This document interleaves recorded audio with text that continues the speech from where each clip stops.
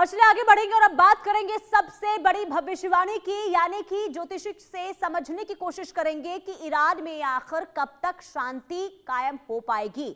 आखिर इसे लेकर ग्रह किस तरीके से योग बनाते हुए नजर आ रहे हैं। देखिए, इजराइल और लेबनान में 10 दिन का सीज फायर हो गया है और लेबनान में फिलहाल शांति है और ईरान ने भी इजराइल और लेबनान के साथ तालमेल बिठाते हुए हॉर्मुज को यातायात के लिए पूरी तरीके से खोल दिया है। लेकिन अमेरिका की ओर से अब भी हॉर्मुज पर नाकेबंदी जारी है। अब ईरान की ओर से सैन्य जहाजों का मार्ग अभी भी प्रतिबंधित है और ऐसे में बड़ा सवाल यह है कि आखिर लेबनान इजराइल के सीज फायर क्या सफल हो पाएंगे? क्या ये आगे भी जारी रहेगा या फिर इजराइल बीच में ही बड़ा हमला करेगा? अब सबसे बड़ा सवाल यह भी है कि आखिरकार जब ईरान ने हॉर्मुज को खोल दिया है तो आखिर अमेरिका की नाकेबंदी क्यों जारी है? दुनिया को एक ही टेंशन है कि आखिर शांति कब तक रहेगी और इसी मुद्दे पर हम देश के बड़े ज्योतिषियों के साथ चर्चा भी करेंगे और जानने समझने की कोशिश करेंगे कि अब आगे ग्रह किस तरीके से इस वक्त योग बनाते हुए और बिगाड़ते हुए नजर आ रहे हैं।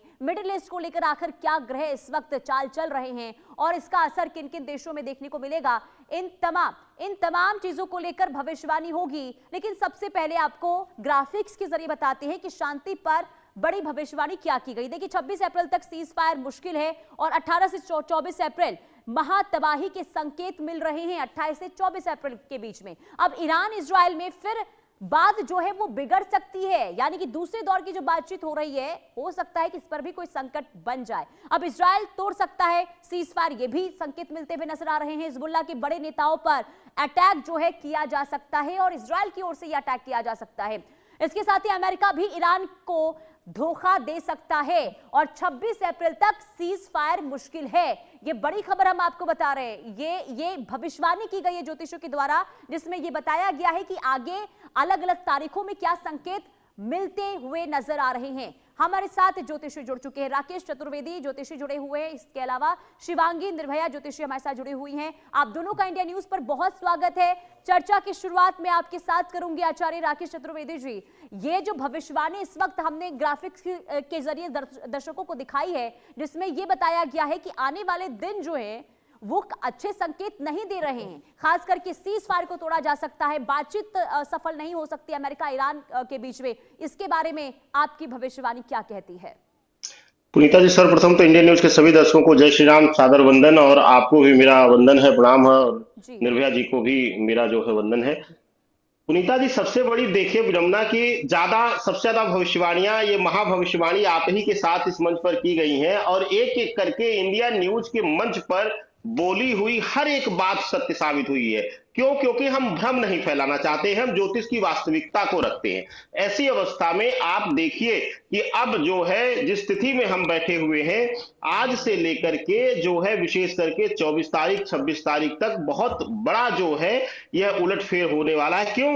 क्योंकि बड़े बड़े जो ग्रह है वह अपना नक्षत्र परिवर्तन कर रहे हैं और नक्षत्रों में आप देखिए कि 11 मई तक जो है वह जी नक्षत्र चक्र कितने ग्रह जो है वो पूर्ण कर लेंगे। जैसे कि शुक्र पूर्णता की तरफ बढ़ रहा है 27 नक्षत्र पूर्ण करने में, बुध पूर्णता की तरफ बढ़ रहा है। तो ऐसी अवस्था में यह बड़े परिवर्तन है और अभी मैं फिर से इस चीज को दोहराता हूं कि अभी पूर्ण शांति या पूर्ण युद्ध विराम ग्रहीय दृष्टिकोण से, खास करके ठीक अभी है। शनि मंगल की द्वंद्व युति रहेगी, अभी नहीं दिखाई दे रहा है और अभी बहुत सारी विषयों पर द्वंद्व बढ़ेगा।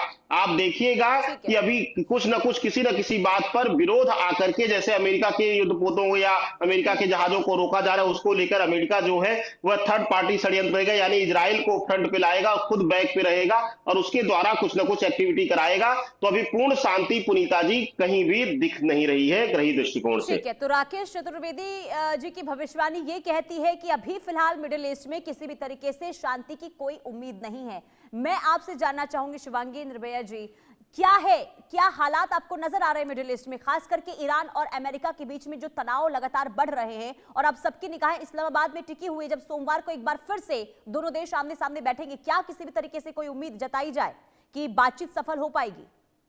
ग्रह बिल्कुल क्या बता पुनीता रहे जी, हैं? सर्वप्रथम मेरा सभी को प्रणाम, इंडिया जी न्यूज के मंच को, दर्शकों को, मेरे सहयोगी राकेश जी को और आपको। मैं यहाँ पर बताना चाहती हूँ, कल जो हमारे शनिदेव हैं वो उत्तरा भाद्रपद नक्षत्र में प्रवेश कर गए हैं। जैसा कि आपके मंच से मैं पहले ही बताती आ रही हूँ कि 17 अप्रैल से लेकर 23 अप्रैल तक का वो 24 अप्रैल तक का टाइम पीरियड होगा, जबकि स्थितियां और बद से बदतर होंगी। तो शनिदेव नक्षत्र प्रवेश कर गए अपने ही नक्षत्र में है।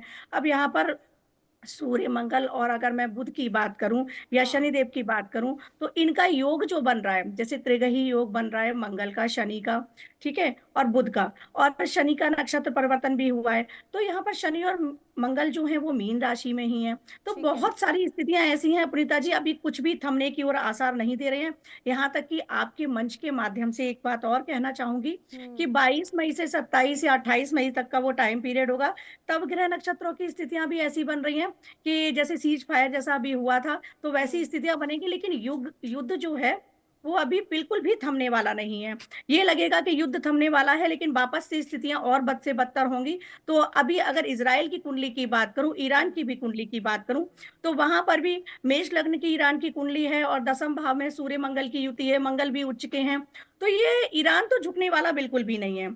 अगर लगता भी है कि ईरान झुक जाएगा या ये स्थितियां संभल जाएंगी, तो अगर अमेरिका जैसा इल्यूजन क्रिएट कर रहा है बार बार, ट्रंप जी की कुंडली की वजह से बता रही हूँ, तो ईरान अभी चुप बैठने वाला नहीं, और युद्ध की स्थितियां अभी बद से बदतर और होंगी, स्थितियां और अच्छा, आगे बढ़ेंगी। और क्योंकि ये योग कब से बन रहा है शिवांगी जी? अ, कौन सा वाला योग जो पुनीता आप जी? बता रहे हैं कि ये जो युद्ध है और भी ज्यादा भीषण हो सकता है, जी, तो जी, ये कब अभी से? जो 17 हाँ। जी, 17 अप्रैल से जो अभी स्थितियां हैं, हाँ। 24 अप्रैल तक, ये स्थितियां शनिदेव अपने ही नक्षत्र में, और शनिदेव न्याय के देवता हैं, न्याय करते हैं, जज हैं वो। तो ये स्थितियां अभी भी बद से बदतर होने वाली हैं। और आगे 11 मई से लेकर कालसर्प योग का निर्माण हो रहा है। तो वो जो निर्माण हो रहा है वो युद्ध की जो स्थितियां परिस्थितियां हैं उस आधार पर मैंने निकाला है। ठीक है। तो ये स्थितियां अभी आगे तक 22 मई तक जाकर ऐसी ही रहेंगी। 22 से 27 मई तक पुनीता जी ऐसा रहेगा कि सीज फायर जैसी स्थितियां दिखेंगी, लेकिन कुछ भी नहीं रुकेगा, अभी कुछ भी नहीं थमेगा, क्योंकि ठीक है। ये साल ही रौद्र संवत्सर है। और ग्रह नक्षत्रों का जैसे पहले भी आपके मन से बताया है, चाहे वो 2 सूर्य ग्रहण का होना अभी हो, फरवरी और मार्च में हुए, या आगे दोनों सूर्य ग्रहण भी 15 दिन के, चंद्र ग्रहण जो हो रहे हैं, सूर्य और चंद्र ग्रहण, वो भी 15 दिन के अंतराल पर ही हो रहे हैं। ठीक आगे है। भी तो एक साल में 4 ग्रहण, और वो भी 15-15 दिन के अंतराल पर। तो ये स्थितियां अभी अच्छी नहीं है। चाहे वो शनि मंगल की अभी युति जो मीन में चल रही है, चाहे वो जैसा कि मेरे सहयोगी राकेश जी ने कहा बुध और शुक्र अपने नक्षत्र गोचर पूरे करते जा रहे हैं। तो नक्षत्र और गोचर के आधार पर ही हम लोग भविष्यवाणियां करते हैं, और हम लोगों को सतर्क करते हैं, बताते हैं कि ये स्थितियां परिस्थितियां होने वाली हैं। ठीक है। तो अभी स्थितियां परिस्थितियां बिल्कुल भी फेवर में नहीं दिख रही हैं। युद्ध थमने की तरफ तो बिल्कुल भी इशारा नहीं है ये, ठीक है। पुनीता जी। और राकेश चतुर्वेदी जी, मैं आपसे ये भी समझना चाहूंगी कि आगे, क्योंकि स्ट्रेट ऑफ हॉर्मुज को खोलने का ईरान ने तो ऐलान कर दिया है, लेकिन अमेरिका ये कह रहा है कि नाकेबंदी जो उसने लगाई थी वो अभी भी आगे जारी रहेगी। ऐसे में अमेरिका और ईरान के बीच किस तरीके से हालात आने वाले दिनों में देख रहे हैं आप? ग्रह किस तरीके से संबंध बिगाड़ते हुए या फिर बनते हुए नजर आ रहे हैं ईरान और अमेरिका के बीच में स्ट्रेट ऑफ हॉर्मुज को लेकर? पुनीता जी, स्टेट ऑफ हॉर्मुज को लेकर के अगर देखा जाए तो अभी जो है ईरान उस पर जो है पूर्ण उसको स्वतंत्र करने वाला नहीं है, क्योंकि ईरान को पता है कि ईरान की सबसे बड़ी जो ताकत है वह जो है वह जल डब्ल्यू मध्य ही है, और वह स्टेट ऑफ हॉर्मुज ही है।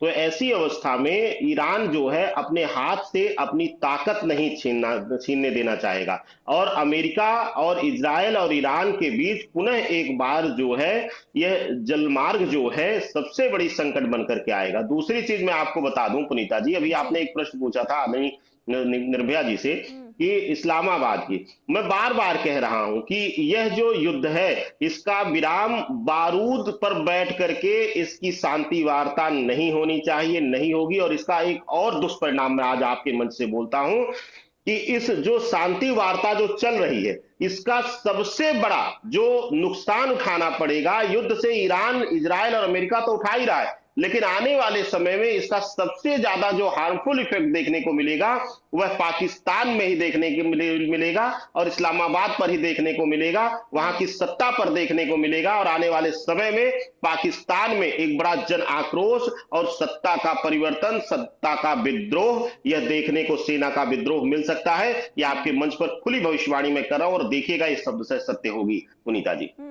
बिल्कुल, लेकिन क्योंकि देखिए पाकिस्तान का यहाँ पर जिक्र आपने किया राकेश चतुर्वेदी जी, तो इससे मैं शिवांगी जी आपसे सवाल लूंगी, क्योंकि देखिए इस्लामाबाद में बातचीत हो रही है और ऐसे में पाकिस्तान को लेकर क्या इस वक्त ग्रह बता रहे हैं? क्योंकि राकेश चतुर्वेदी जी तो बता रहे हैं कि अच्छे योग नहीं है पाकिस्तान के लिए, लेकिन बातचीत के लिहाज से आप किस तरीके से वहां पर पाकिस्तान का रोल इसमें देख पा रही हैं?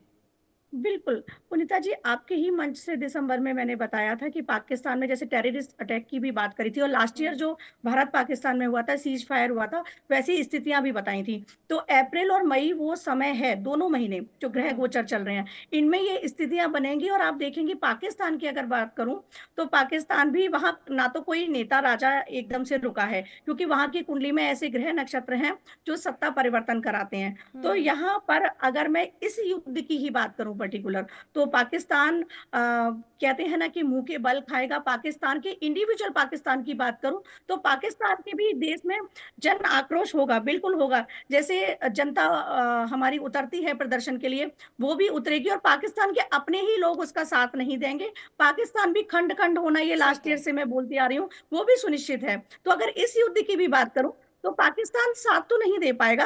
और यहाँ पर जैसे आपके मन से पहले भी बोला है कि 14 देश एक साथ आएंगे, तो उसमें अभी थोड़ा वक्त है, या तो परोक्ष या प्रत्यक्ष उससे मैंने आपसे मन से कहा था। तो अभी ठीक है, कुल प्रत्यक्ष रूप मिलाकर से मिडिल आने ईस्ट में के लिए अच्छे जी संकेत अभी नहीं मिल रहे, ना बिल्कुल ही मिडिल ईस्ट पाकिस्तान के लिए जो ग्रह हैं वो अच्छे संकेत यहाँ पर बनाते हुए नजर आ रहे। बहुत शुक्रिया आप दोनों का इंडिया न्यूज से जुड़ने के लिए। कुल मिलाकर देखिए भविष्यवाणी यहाँ पर दोनों ज्योतिषों की